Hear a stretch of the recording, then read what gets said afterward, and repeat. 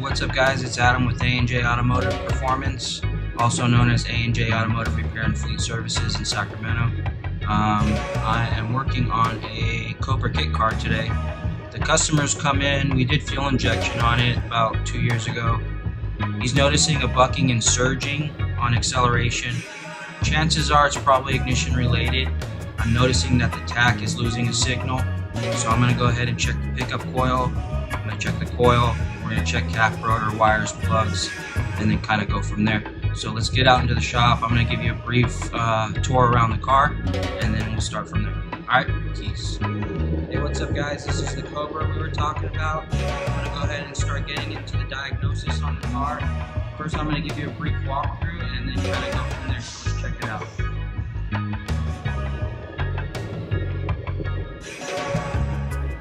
The car was built by a third party. They did a nice job. Bodywork looks good. Body lines look good. There are some things we need to fine tune. When it came in the first time, it didn't have any fuel injection in it. It was carbureted. It was a really bad car to try and start in the morning. She's really cold-blooded. Even with the choke fully on, she just would not start or run. So we opted to go with the fuel injection. Ever since the fuel injection, the car starts perfectly, runs perfectly. All of the timing is digitally controlled by the Tach system. But other than that, like I said, he's been noticing the ignition system is cutting out. That's what we're thinking it is, but you know, time will tell. So as soon as we get into the car, we're gonna probably go ahead and start checking all the wiring first. We'll check all the ignition wires, make sure they're all plugged in good. Make sure they're on the spark plugs. If that's all good, we'll check them to make sure they're not rubbing up against anything. Go ahead and pull the cap, look at the rotor and the cap on the inside. And then if I don't find anything, then I'm gonna go straight to the MSD, check wiring there, check the pickup coil inside the distributor, and see what happens. Alright guys, we got the Cobra prepped and ready. We went ahead and put a fender cover on it. I went ahead and took the air cleaner off. We took the cap off of the ignition distributor, and we're going to go ahead and check the insides. Based on what I found on the inside, the cap looks good, rotor looks brand new. We're going to go ahead and check elsewhere, but I just wanted to show you the inside and what it should look like. So right now, if you look right here at the rotor tip and everything was brand new. And if you scale over to the distributor cap, the cap looks good too. There's a little bit of corrosion, probably from sitting in his garage for so long. He only drives this thing like maybe once or twice a month. He gets condensation in there sometimes. That'll probably be from that. But we'll brush that off, and then we'll go ahead and just put that back. There is a couple changes I wanted to do as far as the ignition system. When we put the Tach in, I wanted to wire this thing up on VR controls, which is digital timing. It allows us to set the timing parameters within the Tach, and then the Tach will control it just like a brand new car. The couple changes we have to do, there's mechanical weights inside the distributor that have to be welded, so we're going to go ahead and weld those. I'll show you a picture of that when it's done. And then once we put the distributor back in, then I have to change a couple wires under the dash, and then that'll give us the VR controls. Alright guys, I went ahead and changed all the wiring under the dash already. I went ahead and did the distributor also. So I'm going to show you what I did to the distributor, and then after that we'll go ahead and put the cap back on, put the rotor back on, and then I'm going to show you how I get this thing on base time for the Tach. The Tach has to see it at 0 degrees top dead center, and then it controls the rest of it. So like you have an engine back in the day, you try to time it to 10 or 12 degrees base timing. We get the timing light out, we set it up to 10 degrees with the vacuum advance unplugged, and then we lock it down. In this case, we put it to 0, and then the computer makes all the changes for us. So let me show you these weights real quick. So if you look at the distributor weights, I made a couple little welds right there. And what that does is that locks down the weights, and the weights won't move anymore.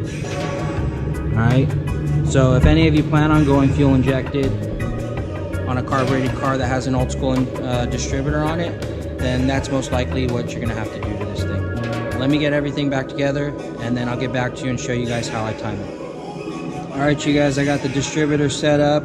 First thing you're going to want to do is go into your handheld device. There's a setting in there for your distributor drive or your Tach pickup.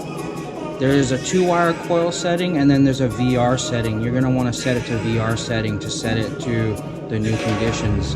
The new conditions are going to go ahead and be computer controlled like I discussed with you earlier. The next thing you're going to want to do is set your base time. So what we want to do is set the crankshaft at base timing. On this car we're going to run at 10 degrees base timing. So I set it up at 10 degrees at the crankshaft. A little bit hard to see down there with the tape, so just know that it's at 10 degrees top dead center at the crankshaft. Also, the next thing you need to do is you're going to center number 1 with 10 degrees top dead center. The way I do that is a little bit different than everybody else, but this is what I do. I go ahead and I put the cap on, and I mark number 1 on the cap, and I run it over to the distributor base. So when I pull this off, you'll see that number 1 is pointing at the yellow mark. With the rotor off, there's a window down there with the pickup coil. Anytime on the Tach fuel injection you go past the number 1 or any of the firing orders, it'll set the fuel pump off.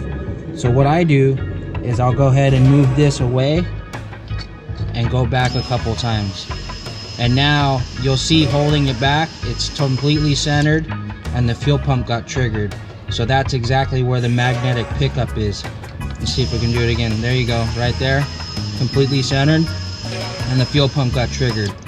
That's the way I like to do it. That ensures that I'm right on the pickup coil and it's completely top dead center on number 1 wherever the crank degree is, and the crank degree is at 10 degrees, so that's our base time. From there on, the computer will control the rest, and that's all you need to do. Hey, what's up guys? Got the Cobra back together. Got it on the road, did a test drive. Seems like everything's working well, no more bucking. As far as the MSD ignition, we rerouted some wires. It looked like the wires going to the coil might have been too close to the signal wire coming from the Tach, and it was causing a little bit of interference. So we went ahead and isolated that. We rerouted it on the other side of the car and came out from under the dash on the opposite side of the wiring that was for the Tach, and that seemed to fix it. So if you guys have any problems with the Tach, as far as bucking, surging, losing some ignition, or maybe even losing a signal, then check those wires, run that coil wire separately, and then that should fix it. Alright you guys, the car's done, back together. I'm going to go ahead and do a quick startup and see how she runs. Let's check it out.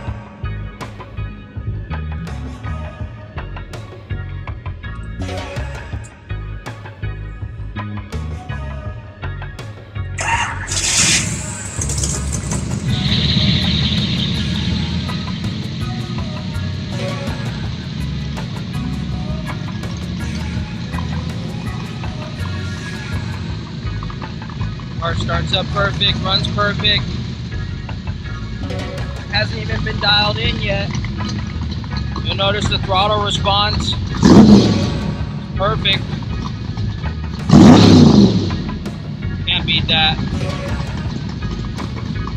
Hey, if you guys like these videos and you think they're informational, subscribe, like them. There's gonna be a bunch more coming out. Keep an eye out. Peace.